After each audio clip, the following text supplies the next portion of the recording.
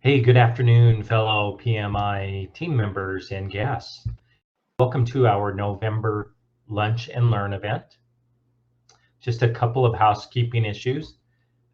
You'll note, or if you're new to Hopin, on the right-hand side, there is a menu. You'll see an event and a session menu. Today, during the session, during this event, we'll be under the session portion. And there are a couple of polls in there that our guest speaker will be pointing us to during the presentation. So hold off on answering those until we get to that point. In the session area as well, we'll use the Q&A.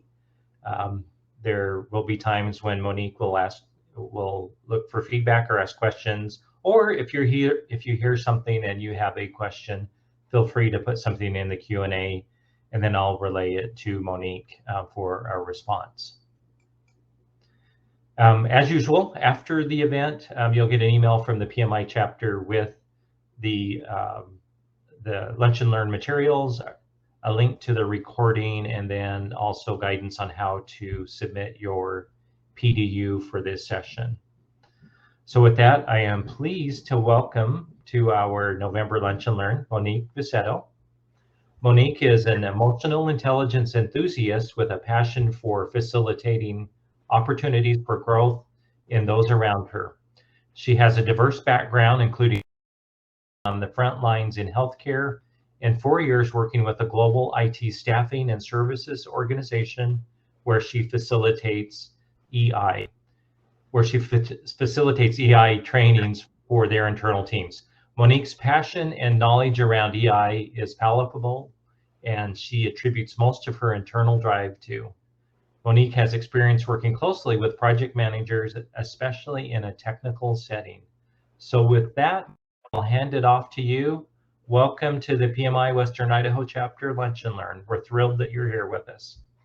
Thank you so much, Brian. I'm so excited to be here with all of you and just share with you a little bit about my passion around emotional intelligence. And hopefully, obviously, this is a really big topic, and we could spend an hour every month together for 10 years and still keep going. So, but I hope that today, really my goal is for you to just get kind of a basic understanding of what is emotional intelligence, why it matters or why it might matter to you. And then also I want to do just a little bit of a mini dive into what is an emotion, what's the deal with emotions, and maybe even leave you with some tools. One specific tool some of you may have heard is E+R=O, which is really focused on your response to situations.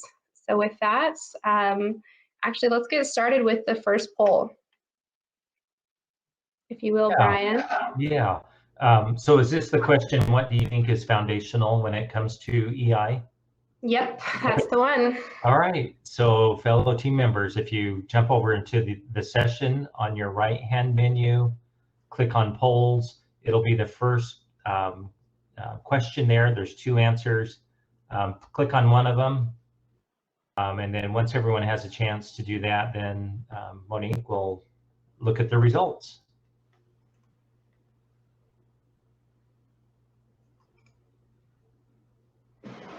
Looks like we have about 20 votes in so far. Good turnout today, about 36 people. Awesome. Still got people voting.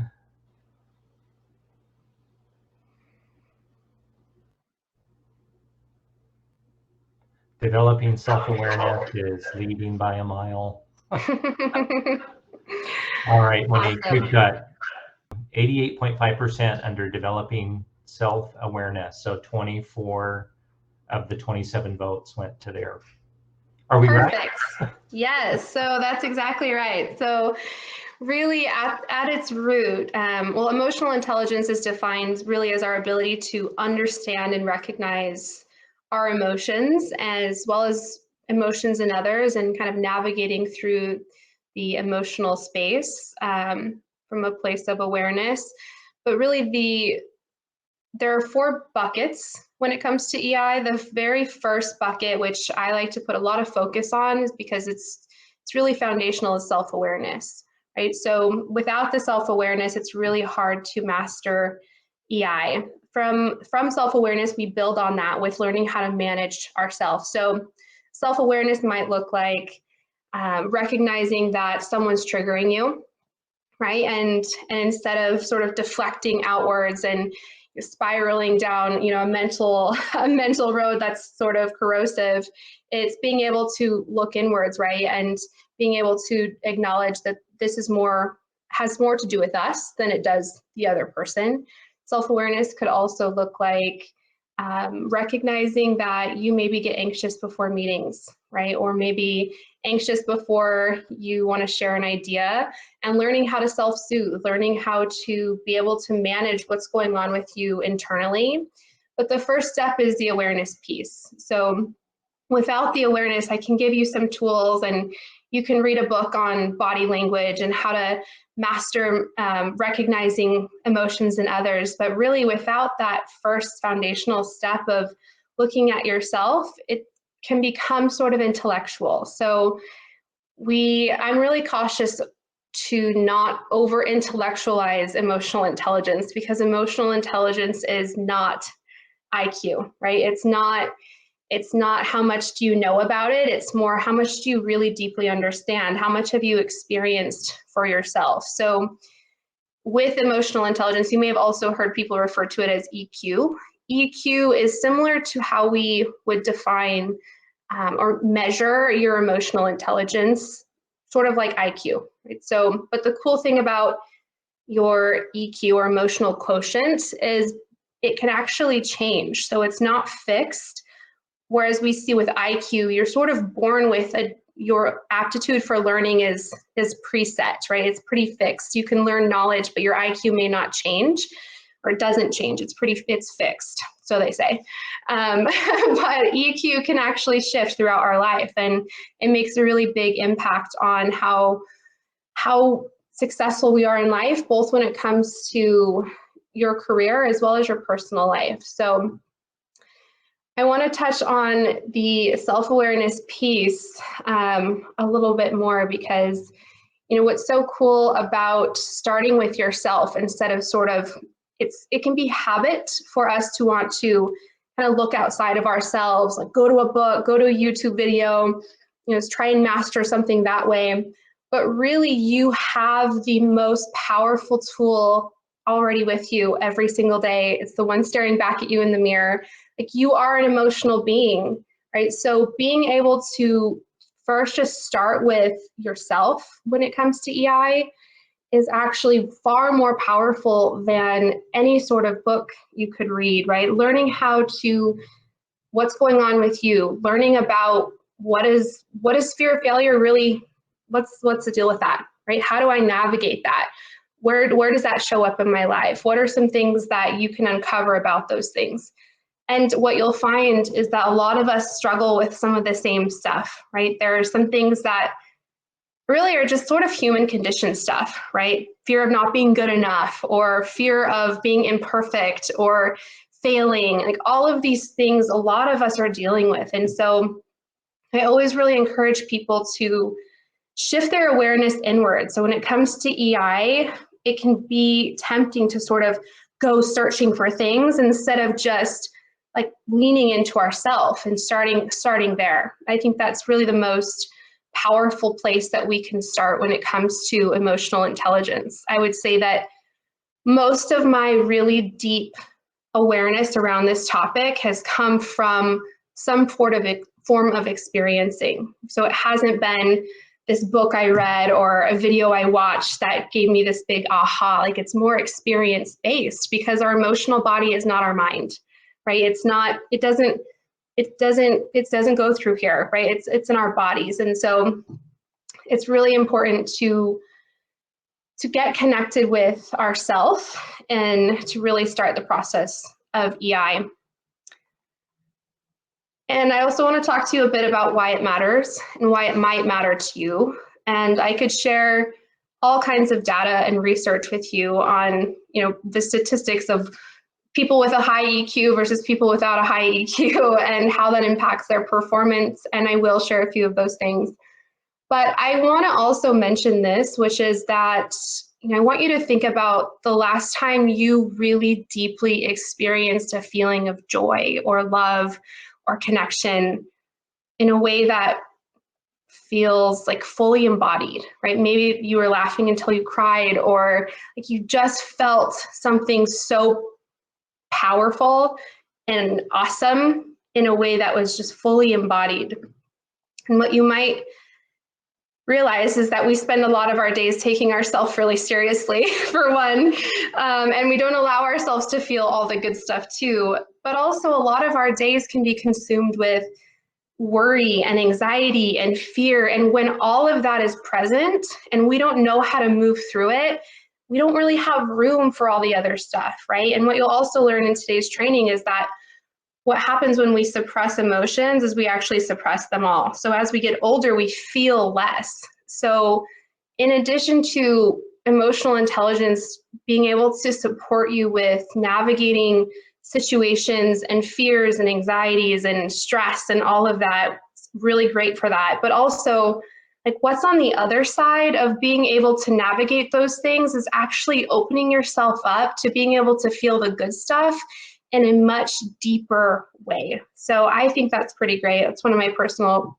favorite things about emotional intelligence. But if it doesn't do it for you, also, I think you guys all probably know that the world is changing, right? And it's changing in a really big way, and it's changing really fast. With the rise of AI is paramount, right? So research estimates that 25% of US jobs will be replaced by automation by 2030. And we're seeing this in every industry. And automation can be really powerful, and actually it can do things for us that we don't want to do, which is pretty awesome.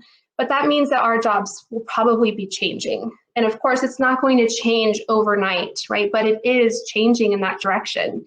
And so when we talk about this, when we talk about the rise of like the Terminator, right? These robots kind of taking over everything and being able to do things better than us, it can leave people feeling like, well, where do I fit? Right? Where's my value? How am I going to stay relevant in a world that's changing?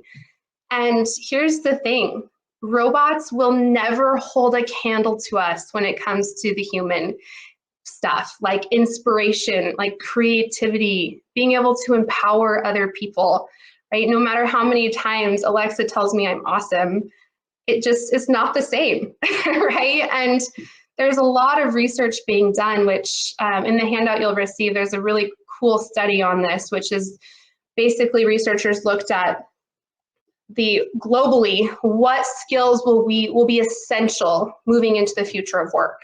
And out of 56 of them, 44 were directly related to emotional intelligence. Things like active listening, adopting a different perspective, being able to be creative and imaginative, being adaptable, being able to empower other people, being able to craft and inspire visions, understanding emotions and triggers, courage and risk-taking, like all of these things are going to be essential moving forward. And the cool thing about it is that, it can be a little bit scary to have to shift and have to change, but you are fully in control of your own emotional intelligence, right? And what we're seeing is that a lot of the things that keep us from really evolving into kind of the highest, most powerful leader version of ourselves, there's some things that stand between us and that, right? A lot of it might be fear-based. So being able to look at our fear, being able to navigate through and work through that in a way that enables us to really thrive is what we have to do in order to kind of get there, in order to be able to stand up in our fullness. And there's really no reason why we can't kind of have it all and be a high performer while also having a deeply fulfilling life. But we sort of live in this environment right now that's very work hard. Some of it's work hard, play hard, but there's a lot of balance that we're typically missing in the environments that we work, especially in corporate America. And a lot of it can be mitigated with learning how to navigate stress, learning how to set proper boundaries, right? Learning how to navigate what's going on with us internally as the world continues to change. And 58% of our performance is based on EQ, right? So our emotional quotient. So that's pretty wild to me. I don't know about you, but I never learned in school about EQ. I never learned tools to manage my stress, or how to navigate the fears that kind of pervasively come through my life in a big way.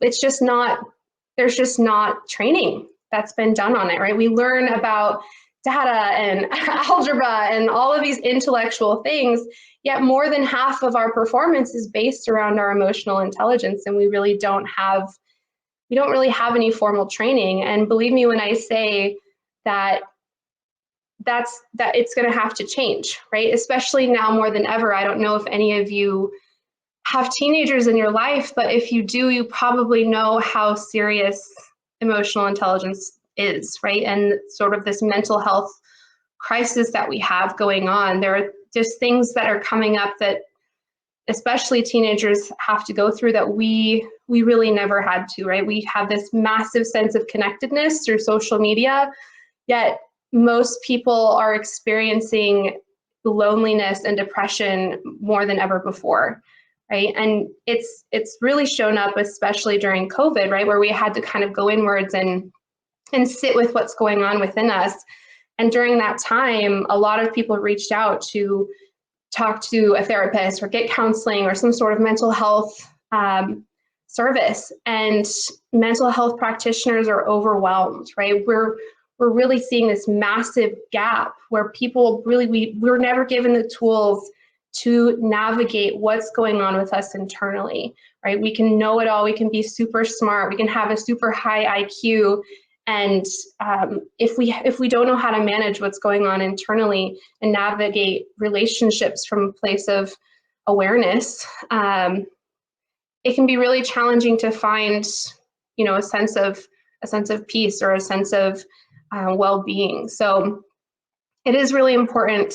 I'm really glad that you all are here, because this stuff matters. It matters more than just your performance and getting a raise and being the best that you can be in your career, right? It matters on a really personal level too.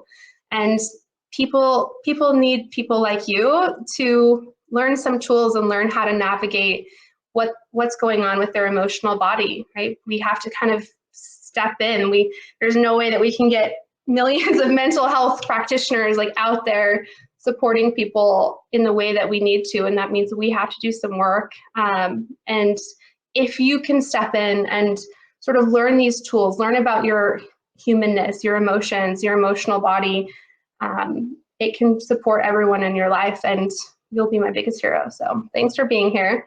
I want to dive into, actually, Brian, can you pull up the second poll for us?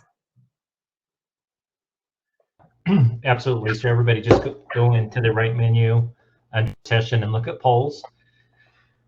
Question: do you feel that you are connected to your body? And 3 choices.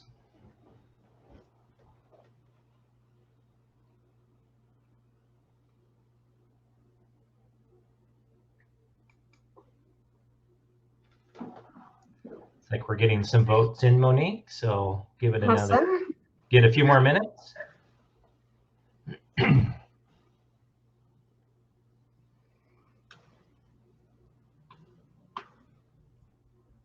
All right, out of about close to 30 votes, 48% said sometimes, 10% rarely, and 40% always. So a little bit between, kind of a tie between sometimes and always. Awesome. Okay, well, that's good to know. So this next section, we're going to be talking about emotions. And really there are three parts of an emotional process. The very first is an experience. So in its most basic form, an emotion is just an experience, followed by some sort of physiological response in the body. So that means when you get mad, you start to feel your fists clench, right? Or you start to feel kind of this tension in your legs or in your arms. Maybe when you feel sad, you feel something in your chest, right? Maybe some pain or heaviness in your chest. So there's a physiological response that happens. And I like to emphasize that because we especially, we tend to live in our heads. I'll just say that. We tend to live in our heads as a culture, right? Meaning we're sort of disconnected from what's going on in our body. So it can happen. When it's important that we do stay connected to our bodies. It's important that we're connected to what we're feeling and not running from our bodies. There can be this sort of disassociation from the body, and in order to really create a healthy emotional body, we must be connected to our bodies. We must be connected to what we're feeling and allow it to move. One of my emotional intelligence facilitators used to say an emotion is like E-motion, energy in motion, meaning it needs to move, it needs to flow and be expressed, right? So this third piece of an emotion is expression, and it's where I spend a lot of my time with students on learning how to express that and really stop suppressing what we're feeling, right? Getting connected to what we're feeling and letting it move through us. We really live in a culture that has facilitated suppression on a really big level, right? There are thousands of different ways that we can numb and distract from what's going on with us internally. It's almost habitual to be like, I'm having a bad day, I'm gonna go get a drink, you know? And the problem with that is over time, right, we're just suppressing and suppressing and suppressing. And like, where do you think that stuff goes? Like it doesn't, suppression isn't transmutation. It's not, the wine, unfortunately, trust me, I've tried, does not take away the negative emotions and transmute them into happy ones. It might make you feel better temporarily, but in the long run, it's really just suppressing them. And when we suppress and suppress and suppress, eventually it has to go somewhere, right? So that's when we start to see maybe someone who gets triggered, right? Maybe what happens if we suppress, let's say, rage, anger for years on end, right? What happens when someone triggers that in us? Then it would be really hard to respond from a place that was in control, right? So it's really important that I think just in general right now, we start to normalize that all emotions are for feeling. We're human beings and we're made to sort of experience the whole spectrum of emotions and learn some really great tools on healthy expression, right? What could we do? How could we express our anger instead of throwing our $1,500 cell phones across the room or punching our wall, right? Be anything from that to how do I express this sort of sadness or grief I'm feeling or judgment or anxiety? Like, how do I move through that? And you know, if you remember anything about this training, I want you to remember to like allow things to move through us. So animals are actually animals can teach us a lot, I think, but if you've ever seen an animal going through pain or suffering, you'll see that there really isn't any suffering because their minds are not, it's not stopping them from just feeling it and letting it move through them, right? We create sort of this suffering when we experience pain and then our minds grab a hold of that pain and we're like, oh my gosh, this must mean X, Y, and Z. It must mean that it's gonna last forever. This is never gonna get better, right? And then that's really when we kind of can create our own suffering instead of allowing things to just flow and move through us, right? Without attaching all these meanings and significance to this, right? So a lot of emotional intelligence too, I'll just touch on, which is kind of could be its own training all on its own, which is managing the mind, right? Noticing maybe the self-awareness is more about noticing the stories that your mind tells you when someone maybe looks at you walking down the hallway with a weird look on their face, and your mind might automatically jump to this sort of definition, right? It might be like, oh, that person's mad at me, they must have done something, I must have done something to upset them. And that stemming like all these sort of negative emotions in us as well. So with EI, it is a lot about navigating through the body and navigating what we're feeling, but a big piece of it too is navigating the mind as well. And we'll talk about, if we have some time later today, on some different tools, but I always recommend meditation is really helpful for this process of developing your emotional intelligence, because it can help us to manage what's like, and just create awareness really around what stories our mind likes to tell us, right? That kind of prevent this flow of experience, response, expression, right? So what kind of stands in between step 2 and 3 for you? Like maybe it's grabbing a bottle of wine, maybe it's telling yourself a story about why you shouldn't be feeling that. And so really that's a really great place to start. I think when it comes to emotional intelligence, is just trying to get in the process and the flow of like allowing this cycle to flow instead of getting in the way. That's great awareness. Thank you, Brian. So this is a tool for you, your very first tool of today, which you'll also receive a handout with all kinds of different tools. But this is actually a mantra. So the mantra of "this is just an experience" can be so powerful. As you can see, this guy is holding his foot, right? And he's in physical pain. And if any of you have ever stubbed your toe or burned yourself on the oven, you probably in that moment express some form of pain, right? Maybe you're like, ouch, or whatever, like we're feeling it fully. We're pretty used to expressing our physical pain and telling all kinds of people about it, right? But when it comes to our emotional pain, we don't let ourselves, right? We shove it and we shove it and we shove it. And so here's the thing, is it's just an experience. So using this mantra can shift things for you in a really big way, especially if you're feeling something that's extremely uncomfortable.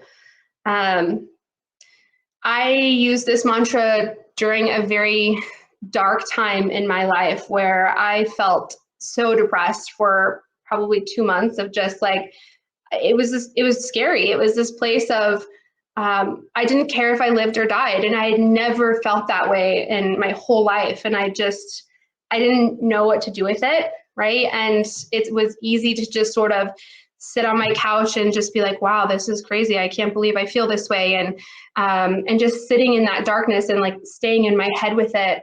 And I had this really big aha moment when I was sitting on my couch and just feeling this sort of carelessness about life. And I remembered this tool, this mantra, and I was like, okay, I'm going to just try this. I'm going to sit in this mantra, and I just sat in it. This is just an experience. This is just an experience. This is just an experience. And this big shift happened in me, right? It didn't cure what was generating the depression, of course. Like that was definitely a little bit of a deeper journey. But it shifted my response to it. And that's what I want you to remember. Like a lot of this is about shifting your response to what you're feeling, right? So typically our very human response, we'll call it like a mortal response, would be to judge ourselves or to allow our minds to be like, this is going to last forever. Life isn't worth living. Like whatever, it could be anywhere on the spectrum of emotions from dark and scary to jealousy and judgment, right? And how we respond to it is within us. Like that is what we have control over. That is what we have the power to shift. And using different tools can help you with that. But it's important to acknowledge that we're typically trained to respond, trained, when I say trained, I mean like socially, culturally trained to respond from a place of victim, right? So it's like the world's happening to us and we're powerless over it. But here's the thing, we are not our emotions, right?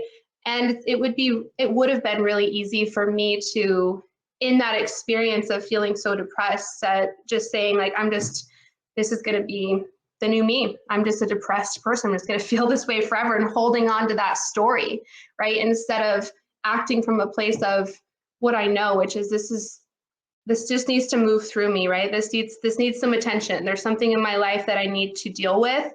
And I'm going to choose to act from that place instead of self-sabotage, right? So Here's the thing. We are actually made to feel it all. I laugh sometimes because I still have some old t-shirts that say like good vibes only, you know, when I was like starting, I don't know, 5 years ago or so. And here's the thing, we do live in a culture that's like, oh, you're feeling sad. Oh, don't feel sad. You know, here, let me make you happy. Let me just make you change how you're feeling, right? But that's really deeply inauthentic because we are human beings, and that means that we are capable of feeling a full spectrum of emotions. We are not here to just feel love and joy and happiness and gratitude. And if you try and force that, it's just very deeply inauthentic, and we're denying a whole part of ourselves, right? If you look at kind of the whole spectrum of a human being, we have darkness and light, right? We're made to feel pain and sadness and grief and depression, and like all of these things we're capable of feeling just as much as we're capable of feeling love, just as much as we're capable of feeling joy and gratitude, and compassion. And I could spend weeks with you just looking at some of these negative emotions like judgment, right? Judgment I love to use as an example because it's one of the prime tools that I use to do my own work, which is, okay, I'm feeling in judgment of someone. And what I know is that it's more about something in me that needs attention, right? Judgment can kind of be a symptom, if you will, of something that needs attention within us. And instead of deflecting like, oh, making someone wrong or kind of getting into drama or whatever we do as human beings, when we feel in judgment of someone, or when we feel jealous of someone, or when we feel angry with someone, right? It's to shift our awareness inwards and deal with what's generating that in us. And that type of work, you may have heard the term shadow work, is a much deeper journey that we obviously don't have time for today, and you guys did not sign up for. But it is, I like to make a note of that because it's important to know that these emotions that we're feeling that are more negative can be generating from something within us that needs healed, right? They come like maybe a fragmented piece. Maybe there was a part of us that felt a deep sense of rejection at age 5, and that little inner 5-year-old stays with us until we do some deeper healing on it. But just by creating awareness around what you're feeling and allowing yourself to feel jealousy without shaming yourself for it, allowing yourself to be mad and not trying to be something else, right? Allowing ourselves to just feel it all and acknowledging that we're human beings and we're able to feel it all is a really great place to start with this work. Because you wouldn't be human without those things, right? Those things are actually really awesome learning experiences for us when it comes to the negative emotions, and they can actually have a lot of power to them. But we have to sort of rid this culture like we're only here to feel the good stuff, right? That's totally not true. And if you were that way, I would say, are you a robot? Because it's absolutely, that's just not realistic, right? We're here to feel shame just as much as we're here to feel love. And here's the thing is that when we suppress one emotion, we suppress them all, right? So I mentioned that earlier. I think this is something maybe you can relate to, which is if you've ever met someone and maybe you're this way, where like people are just like, I'm not an emotional being and I don't have emotions. I mean, that's obviously if they're still human, they have emotions. It's just if we're connected to them or not. And what can happen is when we suppress and suppress and suppress and suppress for so long, eventually we may reach a point in our life where we really just don't feel anything, right? We've just completely like clogged our system in a way that we are just so disconnected from feeling. So sometimes where it's a good place to start is just allowing yourself to start the process of feeling, to start the process of, okay, I'm feeling sad, and instead of like reaching for that wine, I'm going to figure out what's making me sad, or I'm just going to feel it. I'm just going to sit in it. I'm just going to feel that sadness, right? But we have this really high value for being comfortable. And some of these negative emotions can be very uncomfortable. Okay? And we also get to give ourselves a little grace because no one gave us tools to navigate these negative emotions, right? No one taught us growing up, hey, when you're sad, instead of, running outside and distracting yourself, maybe just like sit in that and just feel it fully and completely. Maybe it just needs to move through you. And there might be some attention that you need to give to yourself, but it's when we start to suppress, we can get to a place of just feeling numb, right? We can get to a place of feeling nothing at all. And I can't imagine that that's a very fulfilling place to be. So if you are a suppressor, one of the best things that we can do just to start is just to say, okay, I'm gonna, instead of running from this, instead of numbing, I'm going to lean into it.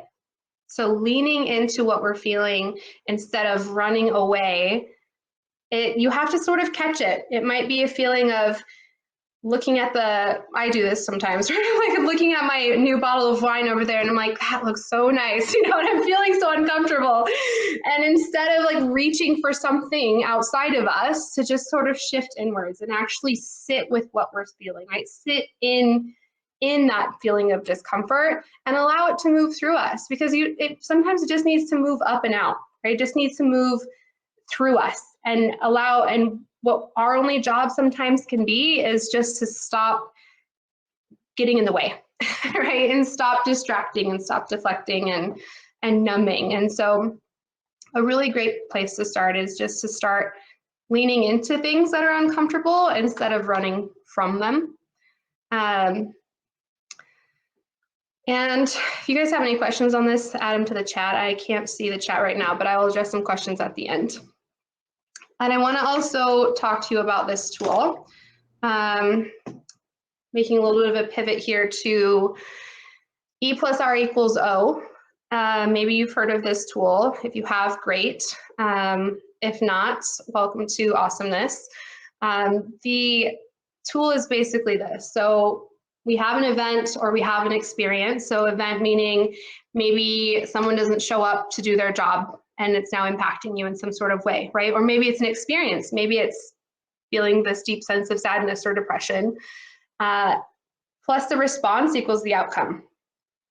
But the only thing we can control is the response, right? So that's pretty wild, right? Because we can oftentimes sit there and try and control the outcome, right? Where we're like, okay, this event happened, right? Someone didn't do their job. They didn't complete this code. And so now we're in trouble. And the outcome that we want is perfection, probably, because we love to be perfect and we love things to be delivered, with a pretty bow on it.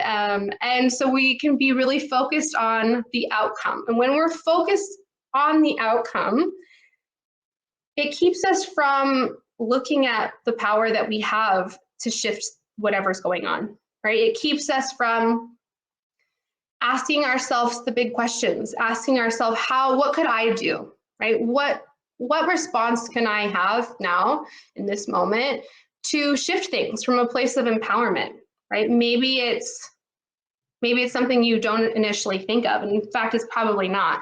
I'll tell you a story about early on in my career with the company I'm at now. I had brought on this big project and I was super excited about it. I was in sales. I spent a year cultivating this relationship.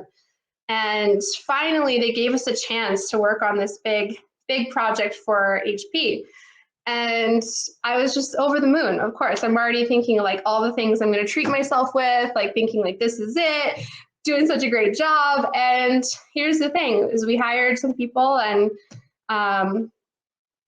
we ended up getting fired within a couple of months of winning this project.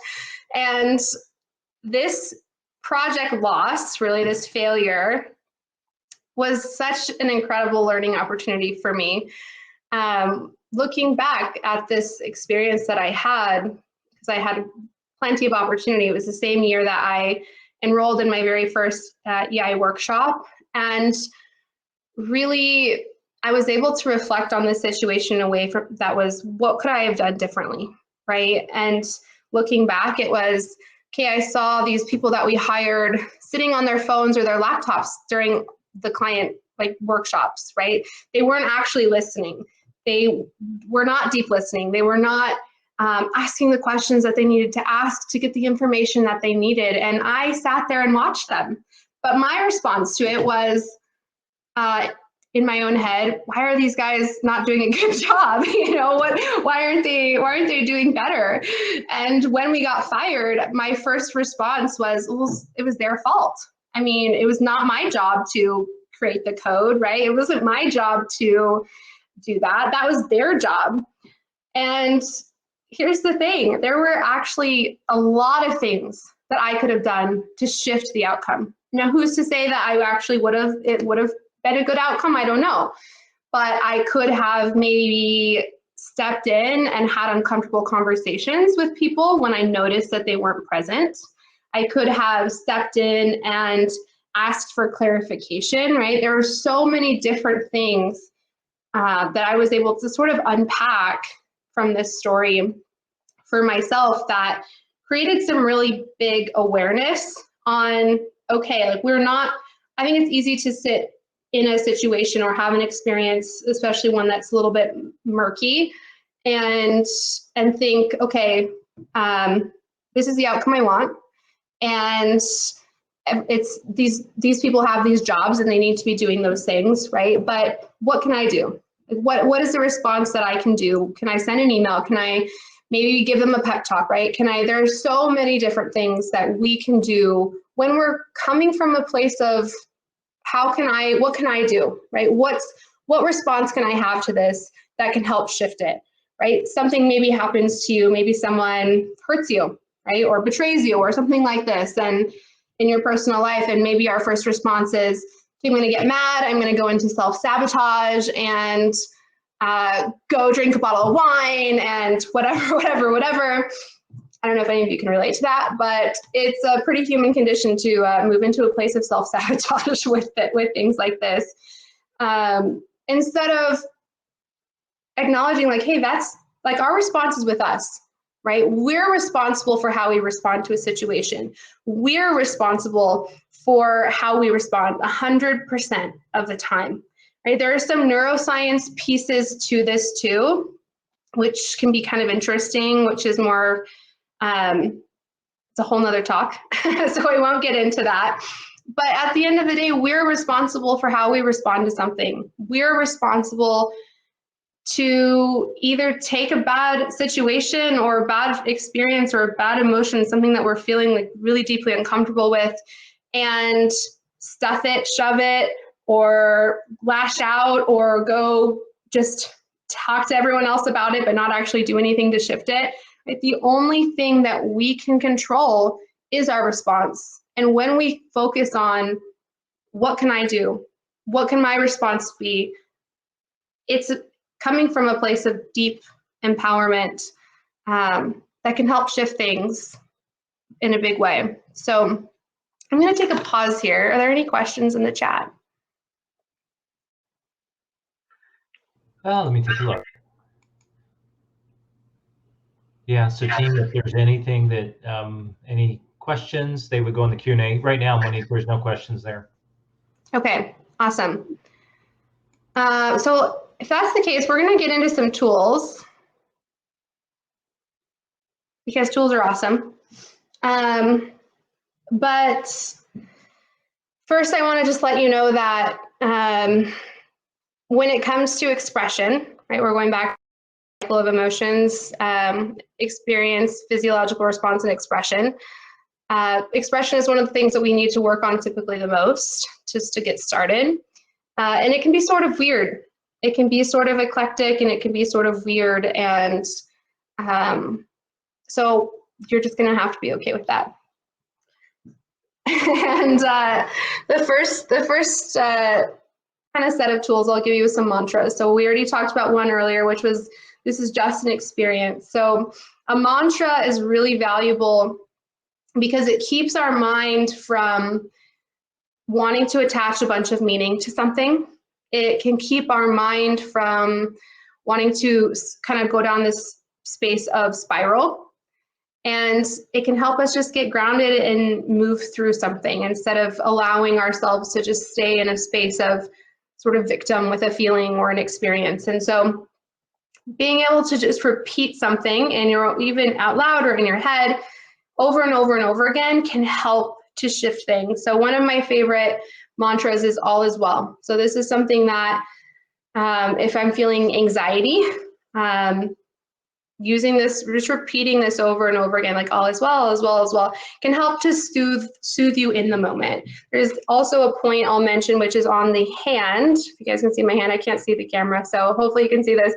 But there's a point on the hand called the gamut point. So this is between your 4th and 5th finger on the hand, and if you'll just do this with me, I'd appreciate it.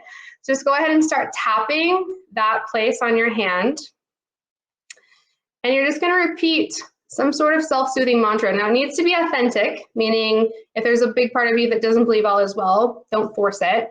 But based on what you know, right, you can repeat something to yourself over and over again, right? So maybe it's, I got this. Maybe you're getting jitters before a big presentation and it's just you needing to sort of reassure the part of yourself that's worried.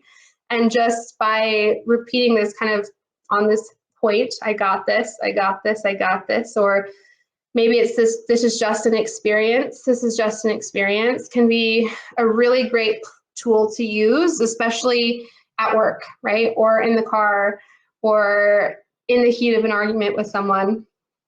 So, and you'll have these mantras sent to you too, and use your own mantra, right? These are just, all of these tools actually I'll mention are just tools that have been really helpful for me and the people who have taught me, right? So allow yourself to figure out what works for you. Like maybe it's a mantra of, I'm awesome.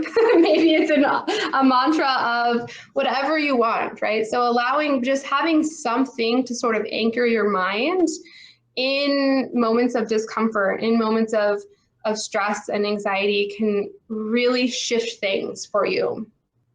Monique, is there something in particular about that portion of the hand? So the gamut point is actually based on the meridian system. I'll talk about another tool later, which is tapping.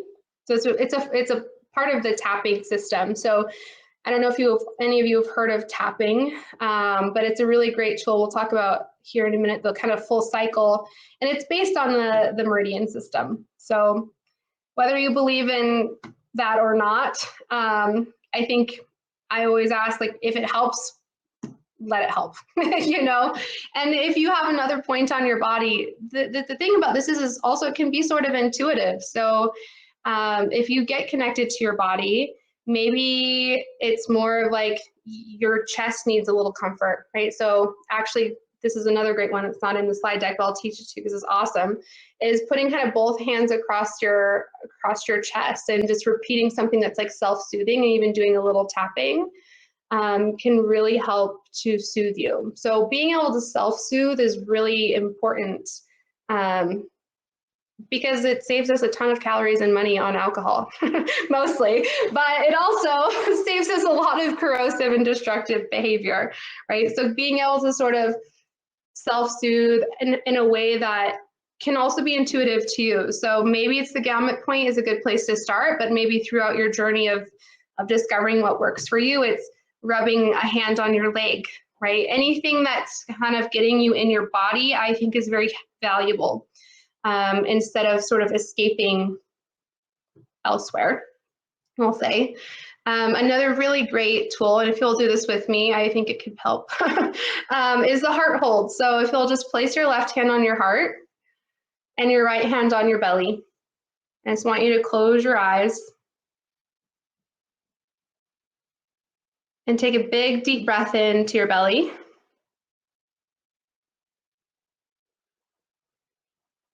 And release.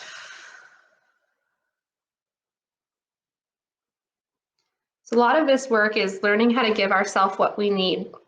So if you're feeling some kind of way that's uncomfortable, you can just sort of give that to yourself. Just imagine yourself sort of channeling it into your system. Or maybe it's just a mantra that you need. So maybe it's all is well. All is well. Maybe it's, I hope this is almost over. Whatever it is for you, just allowing yourself to just kind of soothe yourself, right? Your hands can be very soothing. So just give yourself a little bit of whatever you need right now in this moment. Maybe it's, if you can sort of think of yourself as, with your emotions, as almost like a big sister or a big brother or an aunt or an uncle or parent, like someone who's a little bit wiser, kind of bringing that version of yourself to your emotional body can be really, really supportive, right? We know that a lot of these uncomfortable emotions can be generating from places that are wounded child pieces, right? So instead of saying, hey, you shouldn't be feeling that way, right? Being able to come in and hold ourselves, and maybe it's across your chest or, you know, heart hold or head hold, and being able to, maybe it's just saying, hey, everything's going to be okay, right? Whatever you would say to if you have a child, like a little child, like whatever you would say to them is probably something that you could say to yourself in these moments to help kind of soothe yourself. I think we get in the habit of talking down to ourselves about feeling certain ways. And that sort of negative self-talk doesn't support this work, right? It doesn't support self-soothing, right? It's more like self-abuse that we can get into, and it's easy to do. But we've got to start sort of shifting that way that we take care of ourselves, right? The way that we speak to ourselves, the way that we soothe ourselves, especially in moments of feeling discomfort, right? And when you notice yourself wanting to step in to grab a drink or, you know, go out and, I don't know, do whatever we do to numb. The key is to catch yourself, right? So a good habit to get into, I think, before, maybe it's a boundary that you set with yourself, which is, you know, before I'm gonna go drink a glass of wine because I'm feeling uncomfortable, first I'm gonna just check in with myself. First, I'm gonna just like give myself a little love, give myself a little self-soothing. And here's the thing about this stuff is when we can manage ourself, right? When we can soothe ourself, we can manage what we're feeling internally, we're going to start having better outcomes in our life, right? We're going to start seeing our relationships being able to take a turn in a healthy way. And I think that this is really key, right? They're very like fundamental, very fundamental with this work is shifting our awareness to what can I do, right? What do I have the power to control right now? What do I have the ability to do? What tool can I use? You know, how can I shift this? And when we come from that place, everything around us will start to shift for the better. So we'll talk about a couple more tools before we go. One is the expression of sadness and grief. So if any of you have ever experienced loss, you'll know that it can be really, really difficult to deal with, right? And I also want to mention too, sometimes we're just not ready to face things. And it's also okay to lean on a bottle of wine or whiskey. If we're truly there's in a place of like, hey, I need a break. I can't deal with this right now, right? Sometimes we do have to give ourselves a little bit of grace and just know that if we choose to do that for 5 years, it's probably more stunting us than helping us. I think it's always good to ask ourselves the question, is this serving me, right? Is this serving me or not? Is this behavior getting in my way, or is it supportive? Right? And if it's getting in your way, then it's probably time to address it. So expression of sadness and grief, there's no magic cure. One of the keys is just to allow ourselves to feel it fully and completely. So one of my favorite mantras for this is, you know, in the moment of feeling that sadness or that grief, sitting with yourself. So maybe it's 2 hands across your chest, maybe it's the heart hold, however you want to just kind of like hold yourself or soothe yourself. And repeating the mantra, help me to feel this fully and completely. So just staying in a mantra can really support allowing it to just move through you, right? That's what we want. We want it to move. We want it to flow. We don't want to stop. We don't want to let our mind get in the way of whatever story it wants to share with us that's not supportive. So just allowing ourselves to feel it fully and completely can be really, really supportive. This is the final tool I will leave you with, which is tapping. So tapping, there also is an app for this. It's called the Tapping Solution. And in the handout you guys will be sent, there will be a link to that website for this company that kind of came up with this tool. And basically it's a set of points. So if you want to tap with me, the first point is on your hand. It's called the karate chop point. So it's just kind of like right in the middle, between your wrist and your fingers on the hand. This is the first point. We'll just go through the points first. The second point is above the eyebrow. So you're going to just tap above your eyebrow. You're going to tap on the side of the eye next. Then you're going to go under the eye, under the nose, on the chin, and then collarbone, under the arm, and top of the head. So with this tool, now that you know the points, this is how you would use it. Basically, this tool can be used for expression. It can be used for also figuring out kind of what's coming up in you, like what's behind some sort of negative emotion of some sort.